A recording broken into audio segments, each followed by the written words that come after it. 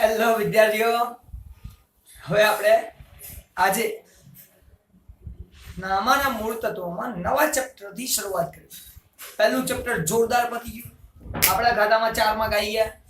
3 માર્કનો દાખલો અને 1 માર્કનો નાનકડો પ્રશ્ન, એટલે 4 માર્કનું પહેલું ચેપ્ટર આપણું ક્લિયર. હવે આપણે જે શરૂ કરવાનું છે એ છે ચેપ્ટર નંબર 3. ફરી બીજું સહેલું ચેપ્ટર લઈએ છીએ. અઘરા ચેપ્ટરને થોડું સાઈડમાં રાખીએ છીએ, એટલે સહેલા ચેપ્ટરમાંથી માર્ક્સ ખેંચી લઈએ. એટલે ચેપ્ટર નંબર 3 ની શરૂઆત કરીશ. પાઘડીનું મૂલ્યાંકન. ચેપ્ટરનું નામ છે પાઘડીનું મૂલ્યાંકન. અને આ ચેપ્ટર તમારી પરીક્ષામાં ફાઇનલ બોર્ડની એક્ઝામમાં 6 ગુણનું છે. હવે સાહેબ આ 6 ગુણમાં કયા કયા આવશે? 1 ગુણનો MCQ આવશે, વિકલ્પો વાળો પ્રશ્ન, એક ટૂંકો પ્રશ્ન પૂછાશે 1 માર્ક વાળો, એટલે 1 માર્ક અને 4 ગુણ નો એક નાનો પ્રશ્ન, એમ કરીને કુલ 6 માર્ક્સ નું પૂછાવાનું છે. એટલે તમારા 6 માર્ક્સ આ ચેપ્ટરના છે. દાખલો જે પૂછાશે એ 4 માર્કમાં આવશે અને બાકીના 1 માર્કની થિયરી હોઈ શકે. એમાં પણ નાનકડો દાખલો પૂછવો હોય તો પૂછી શકે. મહત્વની વસ્તુ, કયો પ્રશ્ન આવશે તમારા બોર્ડના પેપરમાં? પ્રશ્ન નંબર 2 એ આ ચેપ્ટરનો હશે, પાઘડી. 1 માર્કનો વિકલ્પો વાળો પ્રશ્ન.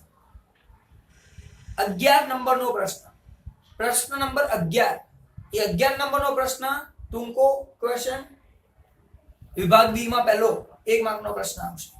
અને એક આવશે 27 માર્ક્સનો પ્રશ્ન, સોરી 27 નંબરનો પ્રશ્ન, પ્રશ્ન નંબર 27 અને 4 માર્કનો એક. એમ કરીને 3 પ્રશ્નો પૂછાશે, 2, 11 અને 27, અને કુલ તમારા માર્ક્સ થશે 6. એટલે 6 ગુણો માટે 3 પ્રશ્નો તૈયાર કરવાના. હવે સાહેબ તમે કહેશો આજે બોર્ડ પર લખ્યું છે એ કેટલા માર્ક્સનું? પહેલા 2 માર્ક્સનું. બીજા નંબરનો પ્રશ્ન, 11 નંબરનો પ્રશ્ન જે આમાંથી આવશે એ વસ્તુ આજે અત્યારે ભણવા જઈ રહ્યા છે. મેં અહીંયા જે લખ્યું છે એ ટૂંકમાં લખ્યું છે, સમજાવવા માટે લખ્યું છે. તમારે ડિટેલમાં ચોપડીમાંથી લખવાનું રહેશે. એટલે આ જ વસ્તુ તમારે ચોપડીમાં પેજ તમે પ્રશ્ન ચાલુ કરશો એટલે ચેપ્ટર જોશો તો ચેપ્ટરની શરૂઆતમાં જ તમને 2 પાનામાં આટલું આપેલું છે. આનાથી વધારે થિયરી છે નહીં, પૂછે શું એટલા માટે આટલી જ થિયરી, આટલો જ પ્રશ્ન 1 માર્કનો પૂછાશે. જોઈએ છે, સમજો. શરૂઆત કરીએ હંમેશાની જેમ આપણા હેડિંગથી. પ્રકરણ શું કહે છે? હેડિંગમાં શું લખ્યું છે? પાઘડીનું મૂલ્યાંકન. તો પહેલા તો બે શબ્દ છે, એક છે પાઘડી અને બીજું છે મૂલ્યાંકન. તે બંને માટે આખું ચેપ્ટર છે. તો પહેલા આપણે સમજીશું પાઘડી એટલે શું. પછી આપણે માથામાં બાંધી ના કહેવાય, એ પાઘડી નહીં. અહીંયા પાઘડી એટલે ઇજ્જતની વાત. ઘણા બધા લોકો ઘણો બધો સમયથી ધંધો કરતા હોય તો એની બજારમાં એક ઇજ્જત ઊભી થઈ જાય છે કે આ વ્યક્તિ આ પ્રકારનો છે, અને ત્યાં આવો માલ જ મળે, આ માલ જોરદાર જ હોય, એટલે એની ઇજ્જત કહેવાય. કોઈ વ્યક્તિ કોઈ પ્રકારની સેવા આપે છે તો આની સેવા જોરદાર જ હોય, બીજા બધાને નહીં લેવાની. ધારો કે નેટનું કનેક્શન લેવું તો કે GTPL જ લો, જોરદાર જ આવે, બીજા બધામાં થોડું ઓછી મજા આવે. એટલે 90% લોકો એવું કહેતા હોય તો એની ઇજ્જત કહેવાય.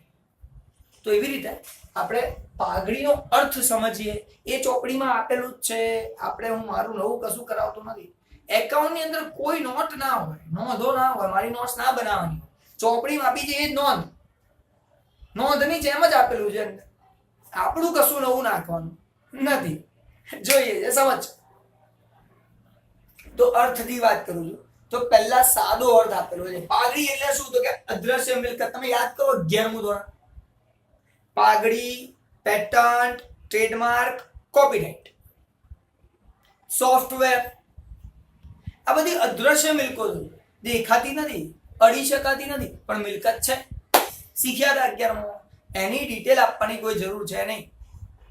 એટલે આપણે શું કહે છે? પાઘડી શું છે? તો કે અદ્રશ્ય મિલકત છે. તો કે કેવી અદ્રશ્ય મિલકત? તો જે ધંધાની પ્રતિષ્ઠાનું બજાર મૂલ્ય દર્શાવે છે. અદ્રશ્ય મિલકત જે દેખાતી નથી પણ એ મૂલ્ય છે કોનું મૂલ્ય છે? ધંધાની પ્રતિષ્ઠાનું બજાર મૂલ્ય છે. કે ધંધો જે ચાલી રહ્યો છે એને લોકો બજારમાં કેવી રીતે જાણે છે. ભાઈ આને પૈસા વધારે અપાય, આના દુકાનની કિંમત ભલે 15 લાખ હોય પણ એની દુકાન ચાલે છે એટલી બધી ને એને 25 લાખ રૂપિયા અપાય, 10 લાખ રૂપિયા વધારે લાગે. જે દુકાન વેચતો હોય તો ના વેચતો હોય તો પાઘડીનો સવાલ જ નહીં આવતો. શું હાલો વેચવું નથી પાઘડી છે, હું મારી 5 કરોડની મિલકત છે, મારી વાળી પાઘડી 5 કરોડ વેચ તો ખબર પડે કેટલા મળે છે. તે આપણે એમને ખબર પડતી નથી. તો આપણે જે સમજવાનું છે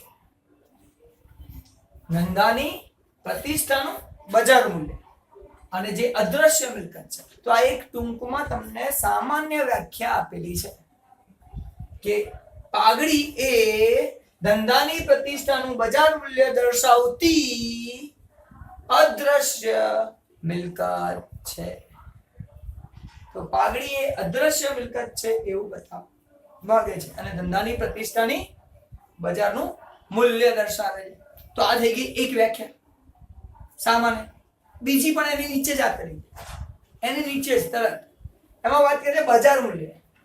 બજાર મૂલ્ય એટલે બજારમાં એની કિંમત. કેવી રીતે કિંમત નક્કી કેવી રીતે થાય? બીજા બધા કરતા જોરદાર કમાય ને, બીજા બધા કરતા વધારે કમાય ને તો બજારમાં કિંમત હોય. કે આખા બજારમાં બધા 5 કરોડ તો કમાય જ છે ને, એ 5 કરોડ કમાય છે, શું મોટું કરી લીધું? બધા 5 કરોડ કમાય છે ને એ પોતે 15 કરોડ કમાય છે તો બીજાની સરખામણીમાં 5 કરોડની સરખામણીમાં એ 15 કમાય છે, 10 કરોડ વધારે કમાય છે. તો એની પાઘડી 10 કરોડ રૂપિયા હોઈ શકે. બધા 5 કરોડ કમાય છે, 7 કરોડ કમાય છે તો 2 કરોડ વધારે કમાય છે. તો જે વધારે કમાવાની એની તાકાત છે એ છે પાઘડી. તો આ મૂલ્ય કહેવાય એને. બજારમાં મૂલ્ય કેવી રીતે મળે? તો આ આપણને શીખવાડે.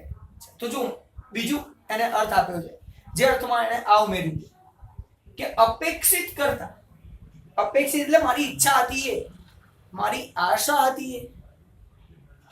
મારી આશા કરતા, અપેક્ષિત કરતા વધુ નફો કમાવાની ક્ષમતા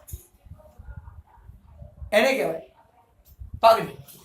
એ મારી અપેક્ષા કરતા હું વધારે નફો કમાવું તો એને કહેવાય પાઘડી. તો બે વ્યાખ્યાઓ તમને, બે અર્થ સામાન્ય તમને આપેલા છે. તો પહેલા અર્થની આપણે વાત કરી હતી કે અદ્રશ્ય મિલકત છે, કઈ ધંધાની પ્રતિષ્ઠાનું મૂલ્ય દર્શાવે. હવે મૂલ્ય એટલે ક્યાંથી મળે? નફાના આધારે, કેટલું વધારે કમાઈ શકે એના આધારે. તો અપેક્ષિત કરતા વધુ નફો કમાવાની ક્ષમતા એટલે પાઘડી. તો પાઘડીના અર્થમાં આપણને બે અર્થ ખબર પડી. ડિટેલમાં લખવાનું છે તમારી ચોપડીમાંથી ફરી કહું છું, અહીંયા ડિટેલમાં નથી, અહીંયા ટૂંકમાં સમજાવવા માટે લખેલી વસ્તુ છે. આગળ જોઈએ સાહેબ ખબર તો પડી છે પાઘડી, પણ પાઘડી કોના કોના કારણે હોય? કેમ પાઘડી ઊભી થાય? પાઘડીને અસર કરતા પરિબળો કયા? આ રહ્યા ને પરિબળો. અસર કરતા પરિબળો. કેમ પાઘડી ઊભી થાય છે? પાઘડી થાય છે કેમ? તેમાં પહેલું કારણ એને બતાવ્યું. જુઓ ધંધાનું સ્વરૂપ. ધંધા કયા પ્રકારનો છે એના આધારે પાઘડી નક્કી થાય. ધારો કે આપણે ઉદાહરણ લઈએ કે હું કમલસર ભણાવું, ઘણા બધા છોકરાને મજા આવે, ઘણા બધા નથી ભાવતું. બધાને મજા આવે એવું જરૂરી નથી. તો 90% છોકરાઓને મજા આવે. હવે એના કારણે મારા ટ્યુશનમાં ઘણા બધા છોકરાઓ આવે. તો એ ટ્યુશન તો ઘણા બધા ચાલતા હોય, પણ મારા ટ્યુશનમાં વધારે કેમ આવે છે? કારણ કે છોકરાઓને વધારે મજા આવે છે, વધારે ભણવાનું મજા આવે છે, વધારે માર્ક્સ લાવી શકે છે. એના કારણે એ છોકરાઓ વધારે આવવાનું પસંદ કરે છે. પણ ધંધાનું સ્વરૂપ કેવું થયું? અહીંયા મારા કારણે ત્યાં વિદ્યાર્થીઓ વધારે ભણવા માટે આવે છે. તો એક ધંધાનું સ્વરૂપ છે કે સેવાનું સ્વરૂપ છે, સેવા પ્રકારનો ધંધો કહેવાય. બીજો સ્વરૂપ છે વસ્તુનું. અમૂલ ડેરી આપણા ઇન્ડિયામાં સૌથી મોટી ડેરી તો કે અમૂલ ડેરી કઈ વસ્તુઓ વેચે છે? દૂધની આઈટમો વેચે છે, બસ. એનું બીજું કઈ કામ જ નથી.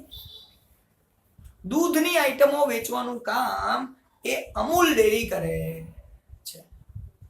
એટલે અમૂલ ડેરી કરે છે ને જે, તો અમૂલ ફેમસ છે ને, ફેમસ શેના માટે છે? તો કે દૂધ માટે, દૂધની આઈટમો માટે.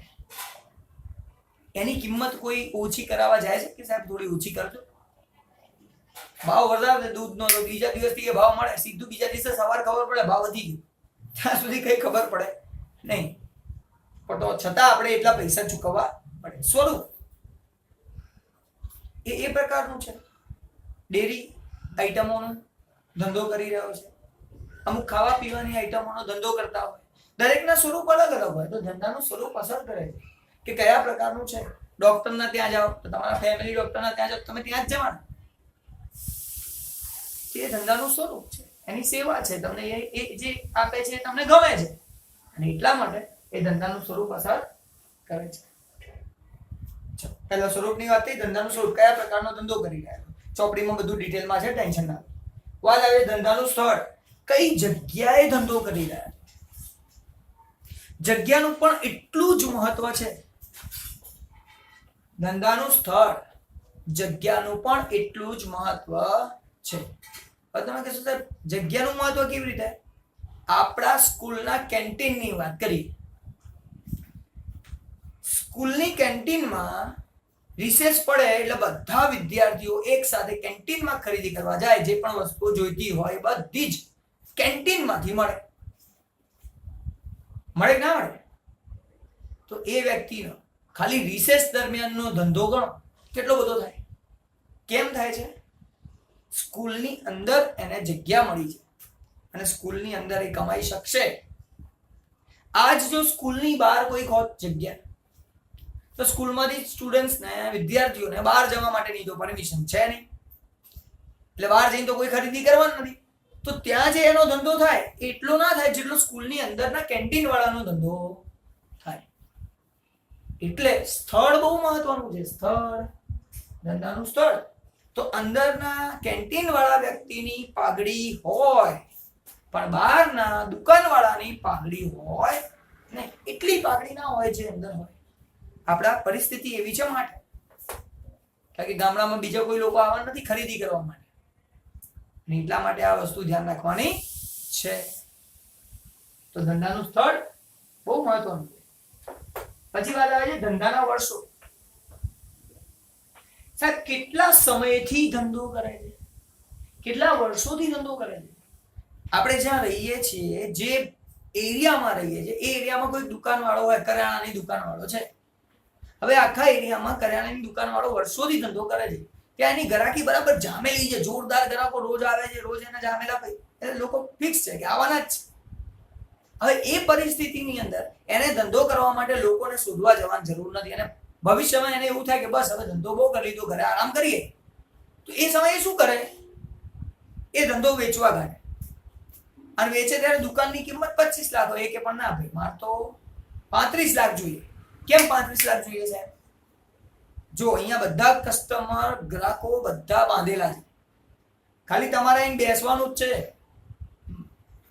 પરફેક્ટ ધંધા ઉપર અહીં બેસો, કમાતા ફિક્સ છે, તમે આટલી કમાવાના છો, તો એના પૈસા બધા લાવો, એને કહેવાય પાઘડી.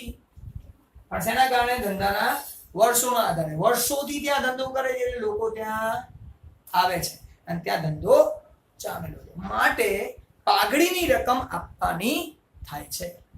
તો ફરી પહેલા 3 ની વાત કરું. ધંધાનું સ્વરૂપ કેવા પ્રકારનો ધંધો છે? અહીંયા મારી પર્સનલ આવડત, અંગત આવડતના કારણે હું ભણાવું છું, એ મારી અંગત આવડતના કારણે મારી પાઘડી છે.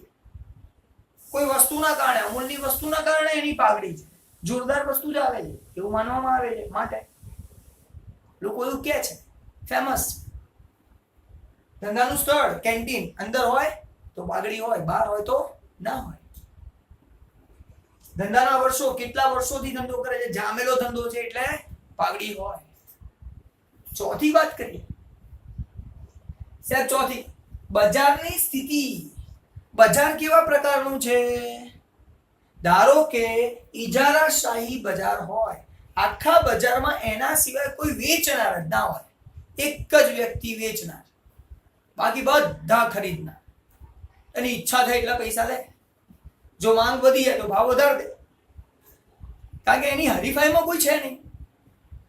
એટલે હરીફાઈમાં કોઈ ના હોય એટલે કે ઇજારાશાહી હોય અથવા તો ઓછી હરીફાઈ વાળી જગ્યા હોય કે જ્યાં હરીફાઈ વાળા બીજા લોકો ના હોય. આપણે કેન્ટીન વાળા એવા છે, કેન્ટીનની જે વસ્તુઓ છે બહાર પણ મળે છે, પણ એ જગ્યામાં કેન્ટીનની એ જગ્યાની આજુબાજુમાં બીજું કોઈ નથી, અને માટે ઇજારાશાહી ત્યાં છે.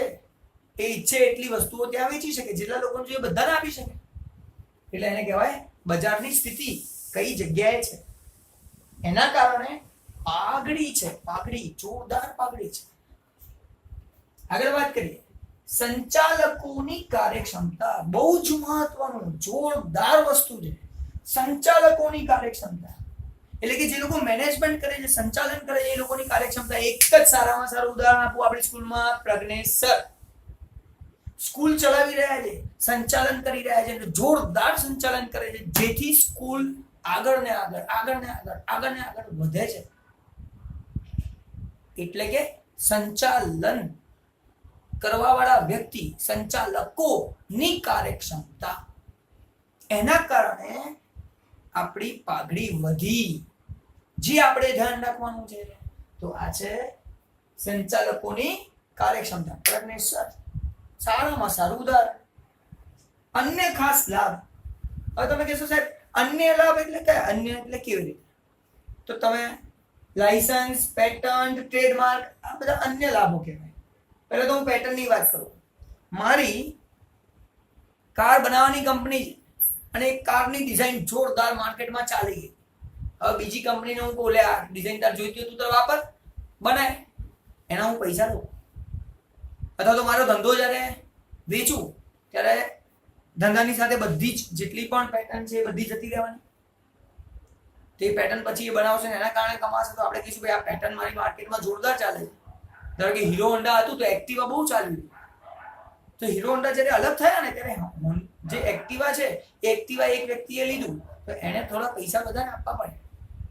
તો આજે પરિસ્થિતિ છે પેટર્ન, ટ્રેડમાર્કની, એની રેપ્યુટેશન છે માર્કેટમાં, એની કોઈક ઇજ્જત છે. માટે તમે લાયસન્સ એટલે શેનું લાયસન્સ આવતું? તો અત્યારે તો લાયસન્સ લેવું થોડું ઘણું સહેલું છે, પણ પહેલાના જમાનામાં થોડાક પાસ્ટની વાત કરીએ, પહેલાની વાત કરીએ તો ત્યારે શું થતું? નિકાસ કરવા માટે, આપણા દેશમાંથી નિકાસ કરવા માટેનું લાયસન્સ લેવું પડે. આજે બી લેવું પડે, પણ એ લાયસન્સ બહુ ઓછા લોકો જોડે હતું. જો ગવર્મેન્ટે મને લાયસન્સ આપી દીધું કે તમે નિકાસ કરી શકો છો, ઈચ્છા થાય એટલો નિકાસ કરો.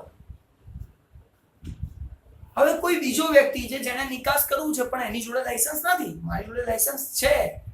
હવે એ મારી જોડે આવે તો હું એને લાયસન્સનો ઉપયોગ કરવાની પરમિશન આપું, તો મારે પૈસા લેવાની. હવે જો મારે કંપની વેચવી હોય, હું કહું મારી જોડે એક્સપોર્ટ લાયસન્સ છે, નિકાસ કરવાનું લાયસન્સ છે, હું પૈસા વધારે લઈશ. એ સમયે આ અસર કરતા પરિબળોમાં પાઘડી ગણતરી કરી શકાય. તો આ બધા જ પરિબળો જે પાઘડીને અસર કરે છે. જોઈએ ફટાફટ ફરીથી. ધંધાનું સ્વરૂપ, કેવા પ્રકારનો ધંધો છે, ધંધાનું સ્થળ કઈ જગ્યાએ છે, ધંધાના વર્ષો કેટલા વર્ષોથી ધંધો કરે છે, બજારની સ્થિતિ ઇજારાશાહી હોય, ઓછી કોમ્પિટિશન હોય, એ સમયે ધ્યાન રાખવું પડે. સંચાલકોની કાર્યક્ષમતા, પ્રજ્ઞેશ સર પોતે. અન્ય ખાસ લાભ, લાયસન્સ, પેટર્ન અને ટ્રેડમાર્ક. આ બધી પરિસ્થિતિઓના કારણે આપણા પાઘડીને અસર થાય છે. પાઘડી વધે પણ છે, પાઘડી ઘટે પણ છે. આ બધી પરિસ્થિતિઓ ભેગી થાય તો પાઘડીને અસર થાય છે. તો આ થઈ ગઈ વાત આપણી પાઘડી, એનો અર્થ અને એને અસર કરતા પરિબળો. તો ખાલી પાઘડી શીખ્યા. હવે વાત આવશે એના મૂલ્યાંકનની. પાઘડી તો પતી ગઈ, હવે વાત કરીએ એના મૂલ્યાંકનની. તો મૂલ્યાંકનમાં શું કરવાનું? મૂલ્યાંકનમાં એની ગણતરી કરવાની. ભાઈ કેટલા રૂપિયા છે પાઘડી, કેવી રીતે ગણીશું? તમને લોકોને થોડુંક યાદ કરો. યાદ કરજો, ચેપ્ટર નંબર 1 માં જ્યારે ભાગીદારો વચ્ચે કરાર થયો હતો ત્યારે એક વસ્તુ નક્કી થઈ હતી, પાઘડીના મૂલ્યાંકનની રીત. લખી નાખો. તે મૂલ્યાંકનની રીતો મેં તમને કીધું હતું કે આગળના ચેપ્ટર્સમાં આવશે. એ આગળનું ચેપ્ટર એટલે આની અંદર મૂલ્યાંકન કેવી રીતે કરવાનું એ તમને લોકોને આપેલું છે. એટલે પાઘડીના મૂલ્યાંકનની રીત એ તમને આની અંદર શીખવાની છે. એ મૂલ્યાંકન કરવાનો દાખલો 4 માર્ક્સમાં 27 નંબરનો પ્રશ્ન બોર્ડની એક્ઝામમાં પૂછાશે. એટલે આજે પાઘડીના મૂલ્યાંકનની પદ્ધતિઓની વાત કેવી રીતે થાય તો સાહેબ 4 પદ્ધતિ અમારી ચોપડીમાં આપેલી છે. આમ તો ઘણી બધી પદ્ધતિઓનો ઉપયોગ કરી શકાય, ના કરી શકાય એવું નહીં, પણ આપણે બીજી બધી પદ્ધતિઓ વાપરતા નથી. આપણે 4 જ પદ્ધતિ છે જે સામાન્ય રીતે ઉપયોગમાં લેવાય છે. બાકી બીજી ઘણી બધી રીતો આપણે પોતપોતાની ઘણી બધી રીતો બનાવી શકીએ. કહેવાનો મતલબ એ છે. પણ અહીંયા કઈ રીત છે? 4 રીતો જેના દાખલા આપણે ગણતા શીખવાના છે. તો સમજો પહેલી રીત. પહેલું તમને આપ્યું સરેરાશ નફાની પદ્ધતિ. સરેરાશ નફાની પદ્ધતિ કહો કે સાદી સરેરાશની પદ્ધતિ કહો, બંને પદ્ધતિ સરખી છે. અત્યારે ફક્ત નામ કહી રહ્યો છું, ફક્ત નામ કહી રહ્યો છું. દાખલા ગણતા આવતા લેક્ચરમાંથી શીખવાનું છે. તો સરેરાશ નફાની પદ્ધતિ, સાદી સરેરાશ નફાની પદ્ધતિ બંને સરખું છે. કારણ કે મૂલ્યાંકન એ કોના આધારે થાય? નફાને આધારે. તો બધામાં નફાનો ઉપયોગ થઈને જ મૂલ્યાંકન થશે. પહેલા તો દરેક વર્ષોનો નફો ભેગા કરો, કેવો કોઈ નફો થયો માહિતી ભેગી કરો અને એ માહિતીના આધારે પાઘડીની ગણતરી કરો. એ જ તો કરવાનું. અહીંયા લખી દઉં કે નહીં, બજારનું મૂલ્ય પણ શું અપેક્ષિત કરતા, ઈચ્છા છે એના કરતા વધુ નફો. વાત આવે છે વધુ નફો, જે મને ઈચ્છા છે એના કરતા વધારે નફો કમાવાની ક્ષમતા. તો આ બધી નફાને આધારે જ છે. તો પહેલું સરેરાશ નફાને આધારે, સાદી સરેરાશ નફાને આધારે, ભારિત સરેરાશ નફાને આધારે, અધિક નફાને આધારે. અધિક નફો અપેક્ષિત કરતા વધુ નફો એટલે ઈચ્છા છે એના કરતા વધારે કમાવું એટલે અધિક નફો, એ અધિક નફાને આધારે. અને છેલ્લું છે મૂડીકરણની પદ્ધતિ. તો એ મૂડીકરણની પદ્ધતિ. તો આ 4 પદ્ધતિઓના આધારે પાઘડીનું મૂલ્યાંકન કરી શકાય છે. તો પાઘડીના મૂલ્યાંકનની 4 પદ્ધતિઓ આપણે ચોપડીમાંથી ભણીશું. એની ડિટેલમાં વાત પછી કરીશ, એટલે આની વાત અત્યારે કરતા નથી. હવે જે મહત્વની વાત કરવા જઈ રહ્યો છું સાહેબ, આ સારું પાઘડીનું મૂલ્યાંકન આખું કરવાનું કેમ? શું કારણ છે? આપણે ધંધો કરી રહ્યા છીએ, ધંધો ચાલુ છે, તો પછી મૂલ્યાંકનની જરૂર શું છે? હવે આપણે એ શીખીશું. પાઘડીના મૂલ્યાંકનની જરૂરિયાત. તો એક વસ્તુ તો તમે હું સમજાવી ચૂક્યો છું, જે અહીંયા નથી. તમે ધંધો જ્યારે વેચવા કાઢો છો એ સમયે સામેવાળા જોડે વધારે પૈસા લેશો ત્યારે પાઘડી ગણવી પડશે. કેટલા રૂપિયા વધારે લેવાના એ તમારે ગણવું પડશે. અને માટે કેટલા વધારે લેવાના એ તમારે ગણવું પડશે. અને એ વખતે આવી ગણતરી કરવી પડશે આ 4 માંથી કોઈ એક. તો એ તો વાત થઈ ગઈ વેચો ત્યારે. પણ આપણે અત્યારે વેચવા નથી બેઠા, આપણે અત્યારે ધંધો ચાલુ રાખવો છે. તો ચાલુ રાખવા માટે પણ યાદ રાખજો, ફરીથી ચાલુ રાખવા માટે પણ ગણતરી થાય. અને એ પરિસ્થિતિ કઈ? તો એક બેઝિક પરિસ્થિતિ. બેઝિક નફા નુકસાનના પ્રમાણમાં ફેરફાર થાય. આપણો ચોપડીનો આ પહેલો ભાગ છે. મેં તમને કીધું હતું કે પહેલો આખો ભાગ જે છે ને એ ફક્ત ને ફક્ત ભાગીદારોને લગતો છે. એટલે ભાગીદારોમાં નફા નુકસાનનું પ્રમાણમાં જો ફેરફાર થાય તો જે દિવસે નફા નુકસાનના પ્રમાણમાં ફેરફાર થાય એ દિવસે પાઘડીની ગણતરી કરવામાં આવે છે. એ દિવસે પાઘડી ગણો. કેમ ગણો?